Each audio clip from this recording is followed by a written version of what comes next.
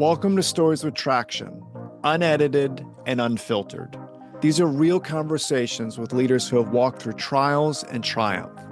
In a world of AI-polished sound bites and scripted perfection, this podcast isn't about being flawless. It's about being purposeful.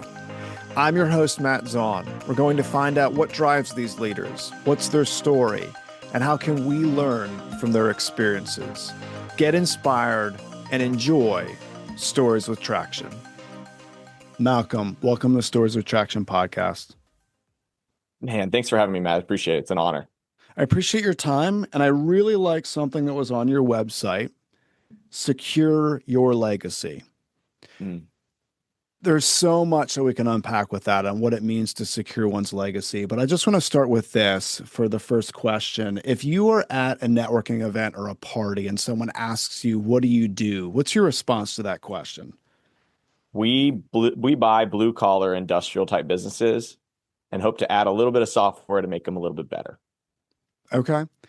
Is there anything in particular that you look for in a business? So when you look under the hood of the business to make sure that it's operating at the level that you want, it has the revenue, I'm sure that you have a systematic approach and a different framework to what to look for in businesses. What are some of the things that you look for? Yeah, I mean, I think there's the qualitative and quantitative, not to go nerdy on us here, but, as we think about it, the goal at the end of the day is to understand the story and do you fit into the story as it goes forward? I think what I have found over the last 4 or 5 years that we've been doing this is you can overemphasize or over consider how much you can add true value to a circumstance that's already in process, right? You're saying, hey, we're going to take a plane that's already in motion and we're going to create a whole new plane. I think that is doable over a long period of time, but to do it in a short period of time is fairly unrealistic, and you might just fall out of the sky. And so for us, I think a lot of it is, hey, where are you going and what was already in motion? A lot of those questions come up in the initial part. I think the tendency in our industry is to just jump into the numbers. Does this make sense? Is this viable? Well, any deal is viable at the right price, right structure. And so for us, it's more of, hey, what was already happening and what's already in motion, and can we fit into that and add value here? Because sometimes, and to be candid, I've looked at great businesses. There was one that's just not too far from where I am. I'm in Austin, and from there, like they had already done a lot of the stuff that we were going to add value. And as I walked their shop floor, I'm thinking to myself, how do we add our expertise into this? I mean, at the end of the day, I'm just going to be buying something in the hopes that I somehow find out later where I can add value. That's not where we want to be, and it kind of is a deterrent for us a lot of the time.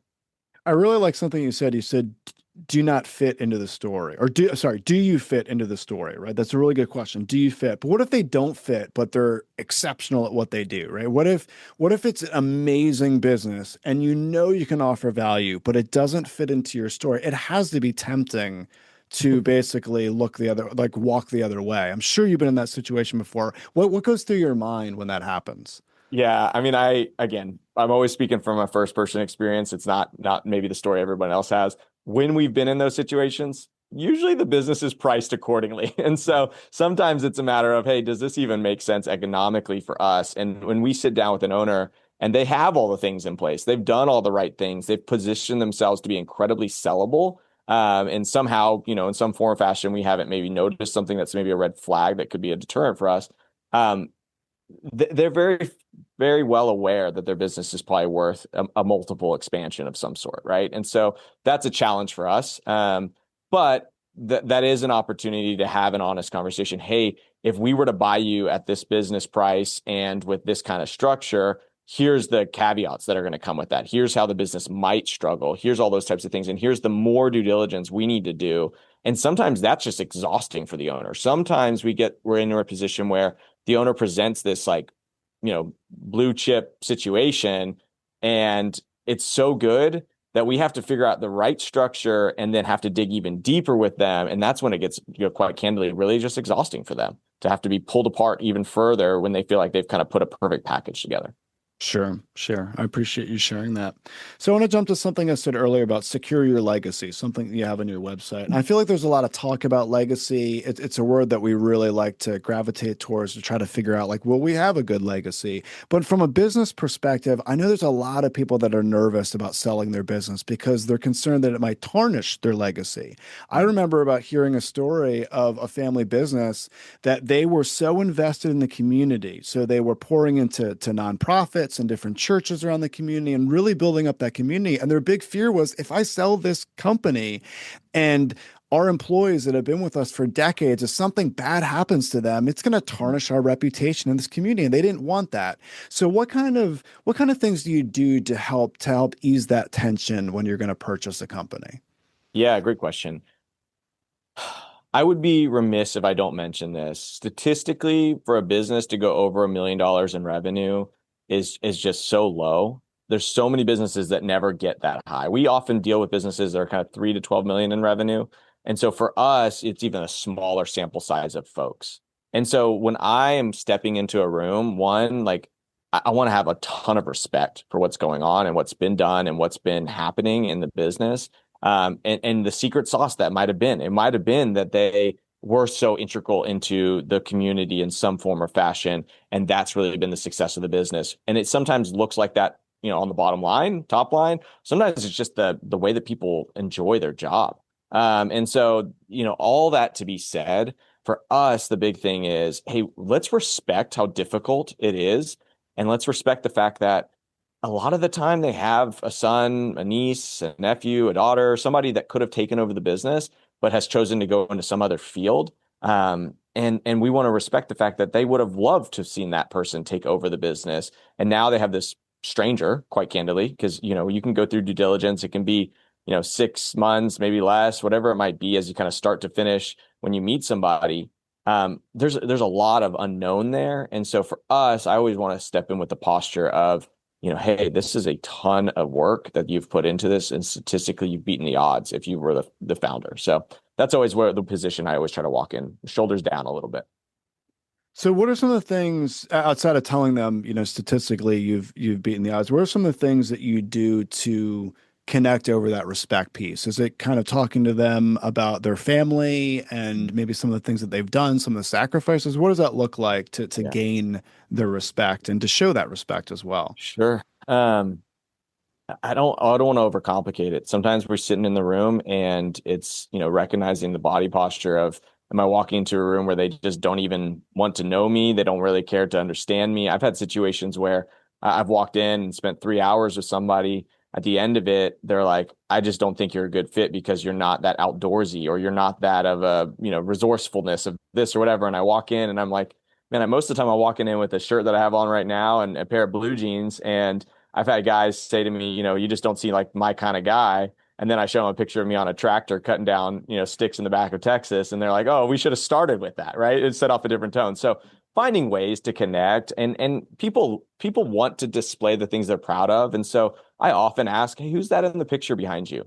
Tell me about, is that your son? Like he looks like, somebody that could really enjoy have been in this business. What would it could have looked like? And tell me a little bit about your dream. I'm getting older now. I just turned 35 a little bit ago. And for me, like a big part of it is that I kind of am that surrogate, or that, or son that could have stepped in, or whatever it might have been. And for us, it's a matter of playing that card. I don't want to overcomplicate it. It's let me step in and say, hey, this is how I would want to take care of your business and see it thrive. And I would want you to be able to come in and see that we built off of the success that you had. And maybe I did it slightly different, but we couldn't have done it without the success that you've put in front of us. So that's kind of our approach. I don't want to overcomplicate it. Yeah, no, I appreciate that. And sometimes simplicity is the most powerful thing that we can focus on, right? If we overcomplicate things, sometimes they won't get done. You brought up a point that I want to speak to. So often when I'm teaching leaders about connection, one of the things that I really hone in on is emotion is foundation, right? Emotion is foundation. People make decisions based on their emotion. And even if it comes to how much money can I get for a business deal or whatever the case may be, there's elements of emotion that goes into that, right? Especially like preserving one's legacy. There's elements of emotion. So you even saying something as simple as body posture and appearance, like all of these things matter, right? If we talk about politics or we talk about actors or we talk about comedians or we talk about anyone that's trying to connect with an audience, it's so important that they gain respect and they understand the emotional dynamics and they understand, how are people perceiving the way that I am? And that's so Mm. important. So I appreciate you mentioning that. I do want to ask you, and this is always a fun question for me, if I were to hit the rewind button and I were to ask teenage Malcolm what he wanted to do and be, what kind of response would I have gotten back? Wow, that is a fun question. Um, Shooting from the cuff here a little bit. I think teenage Malcolm would have wanted to be in a role where he had the opportunity to pay attention to minute details that added significant value. So I was thinking about teenage Malcolm when I was trying to earn money. I played college tennis, and so I was coaching tennis to, sometimes it was the girlfriend at the time that the parents would pay me $20 just to take her out and teach her lessons, whatever it might have been, just to make a little bit of money. I found that I got really good at noticing minute details in someone's tennis stroke or whatever it might have been, that now in business, I use the same thing. It might be that key person that we need to retain, what really matters to them. Hey, let's catch them where they're at in this situation. Or when I'm in a more evaluation role, what are the minor details that someone mentioned? What really stood out? Because candidly, I'm gonna write you a thank you afterwards, and I want to be able to address it, personalize it. And so I've got to be able to listen attentively enough to be able to notice the details. And when I'm just walking the shop or I'm just walking their facility, what's going on? What does it look like? What's organized? What isn't organized? What matters? What doesn't matter? Who did they introduce me to, and who did they not introduce me to? So I think when I look back at teenage Malcolm, it would have been in a role where noticing minor details added value to the overall outcome. If I'm not in that kind of capacity, I bet I would be pretty miserable. So, what do you think positioned you to focus on those minor details? Was there something that you can point to, whether it was extracurricular activities, maybe sports? Just what about your upbringing kind of positioned someone to focus on those details? Because not everyone talks about that. Sometimes people say, don't worry about the details and focus on, Mm. the broader things. So how do you think you got to that point in life where were you to say, like, as a teenager, even then you were still focused on those minute details? Yeah, and I want to clarify, and that's a really good question you asked, and you're asking great ones. I think one of the things that I would emphasize, and I often spend my time in my day, The Power of One is a book that people often read. It's like, what is the one, two, or three things that really matter in this day? And sometimes it's that one email that you needed to send, whatever it might have been, that really kind of compound on itself in a particular direction.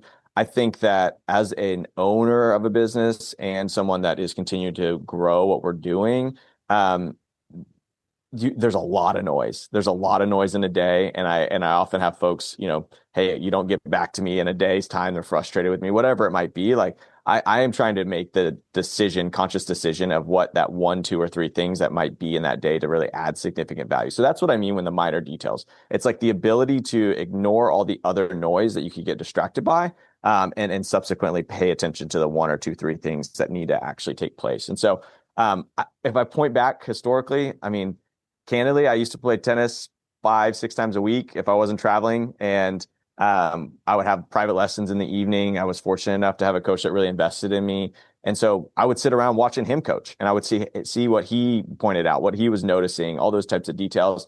And then I had one class when I was right out of undergrad.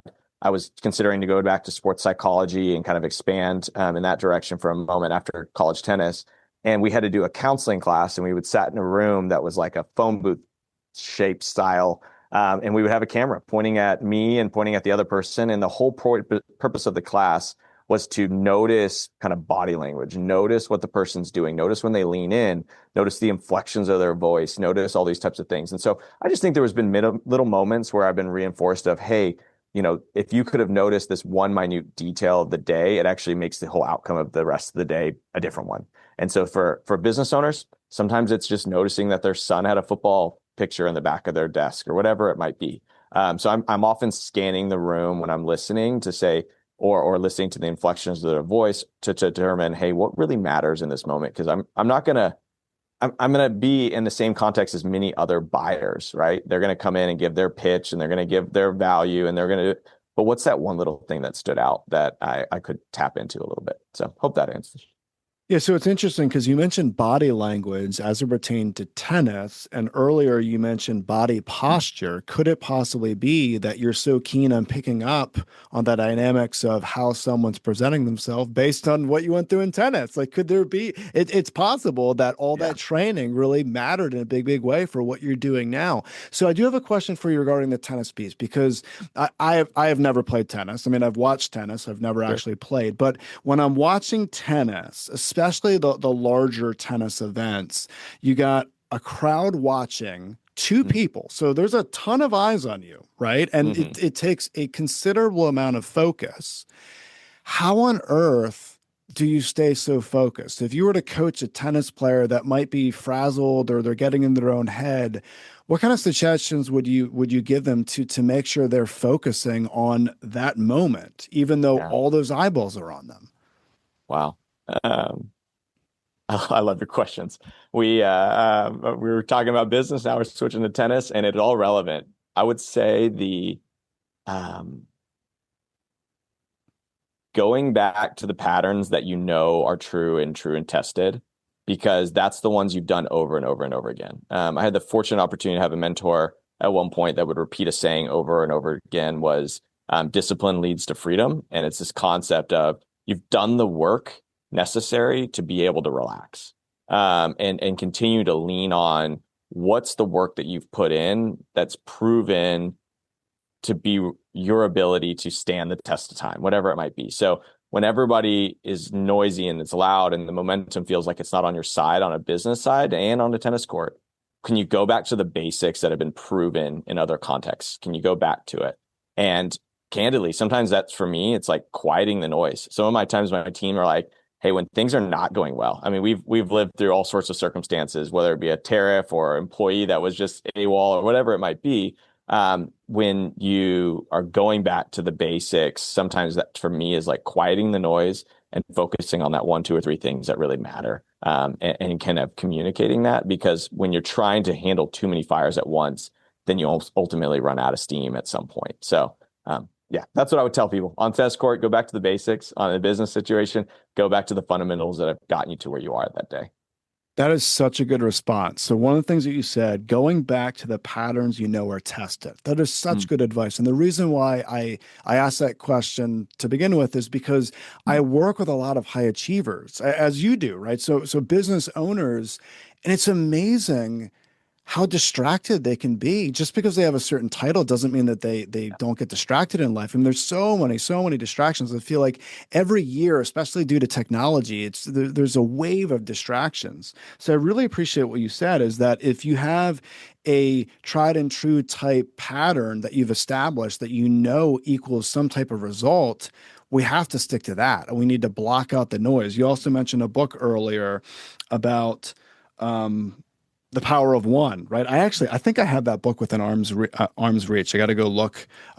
It's over against this wall right here. So, um, awesome, awesome book. Actually, I actually paired that book with The Power of One, The 12-Week Year, and Atomic Habits are the Mm. three that I believe I read um, very uh, close together, and it really helped me in a big way from a focus perspective for sure.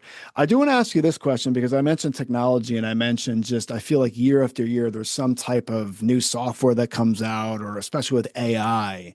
So my 11-year-old son has already started to think in business terms. So just to give you an idea of my 11-year-old is amazing at chess. He can solve a Rubik's Cube in less than 40 seconds. I think he's gotten it down to 38 right now, which is very close to being competitive level. He is constantly watching business videos on YouTube, right? So he's got it, right? He's there, he's there.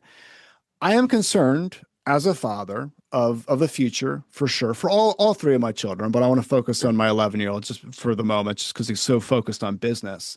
So if you were to advise my 11-year-old son, his name's Elliot, if you were to advise him on how he could potentially, I want to say like AI proof himself or still offer value in the marketplace, even with AI, especially with the businesses that you work with, what would be some of the suggestions that you would give Elliot? Wow. I've got an 11-year-old too. So these hits home true. I think I didn't have a classical education around sales. And I don't think of sales as just revenue. I think sales is as the ability to persuade people.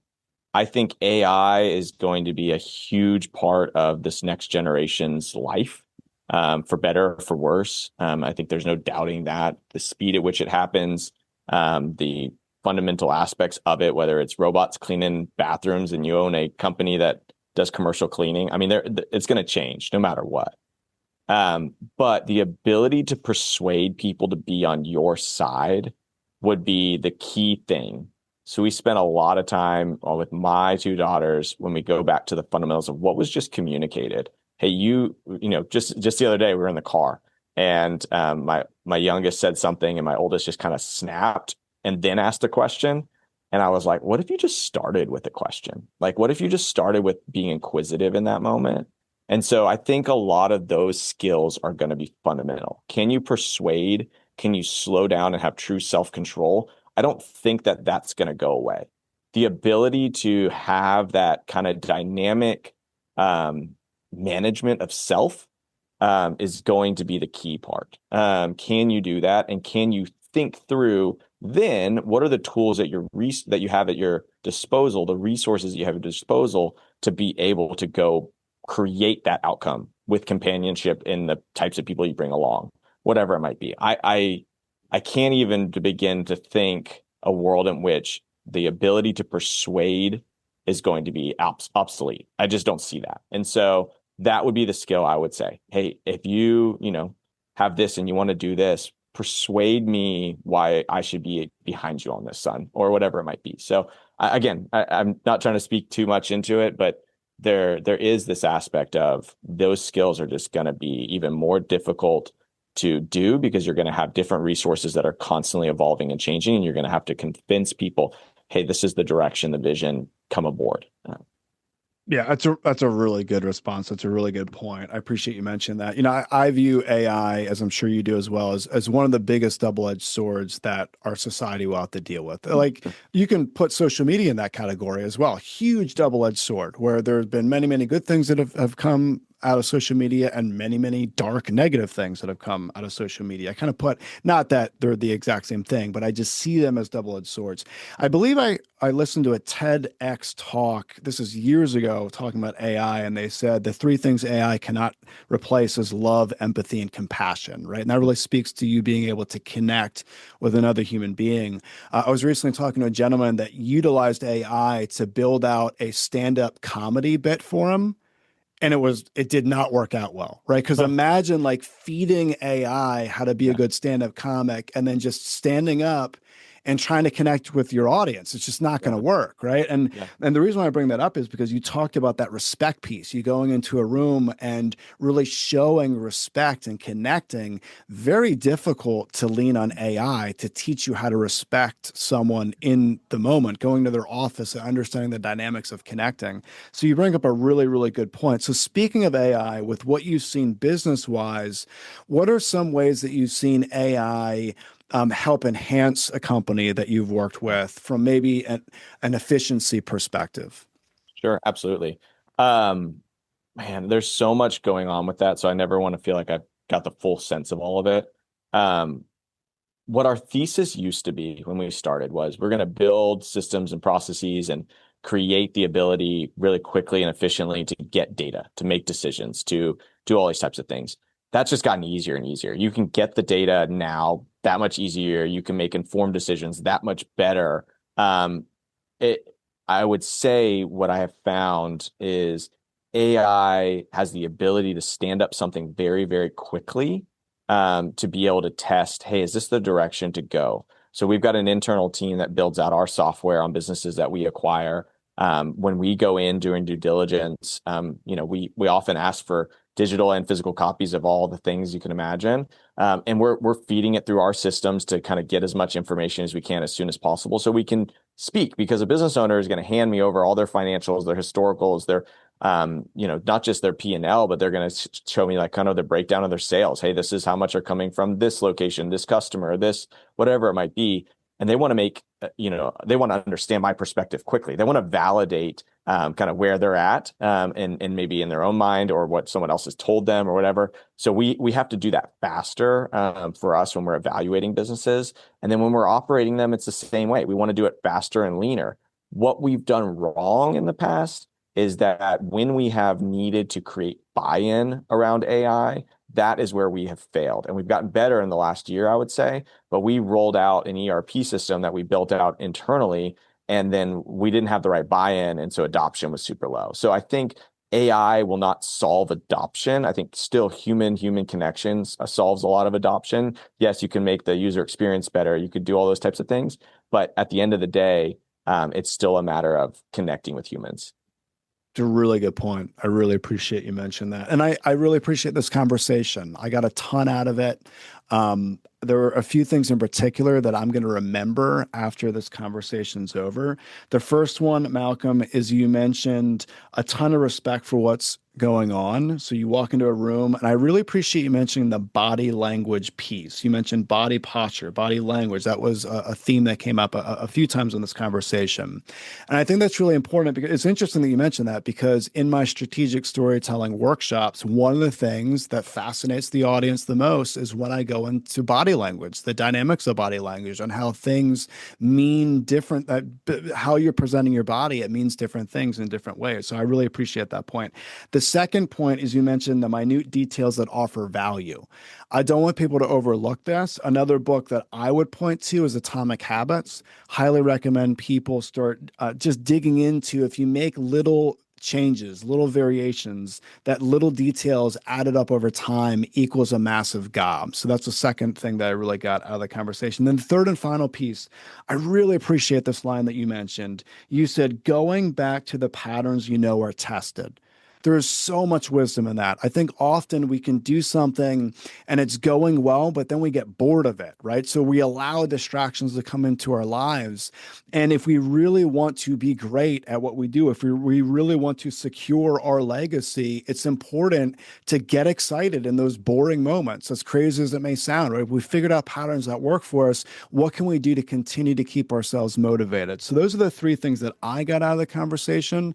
So Malcolm, if anyone wants to reach out to you, they want to get information on what you do, they want to reach out to you for maybe to even sell their company, where's the best place that they can go to get that information? Yeah, you can find me directly on LinkedIn under Malcolm Peace. And then also I'm on X. I try to be as active as I can on both of those platforms. Life gets busy at times, of course. And then you can find us on sitsera.com would be the other. That kind of summarizes a lot of what we do. We love to talk to folks. We buy businesses that are kind of headquartered in Texas. But in the past, what we've also done is looked at businesses that could be transferable, where we felt like being in Texas as kind of an operating state would actually add value as well. So we're kind of looking abroad to across America to see if there's other opportunities out there, but we're certainly bullish on Texas, and we want to see what we can do to add value in these businesses and keep the legacy going. Perfect. I'll include that in the show notes. People just click and go from there. Malcolm, thanks again for your time today. Really appreciate it. Honor. Thanks for having me. Thank you for listening to the Stories with Traction podcast. If you found this discussion helpful, please leave a review, since positive reviews help others find these conversations. New episodes drop regularly, so stay tuned.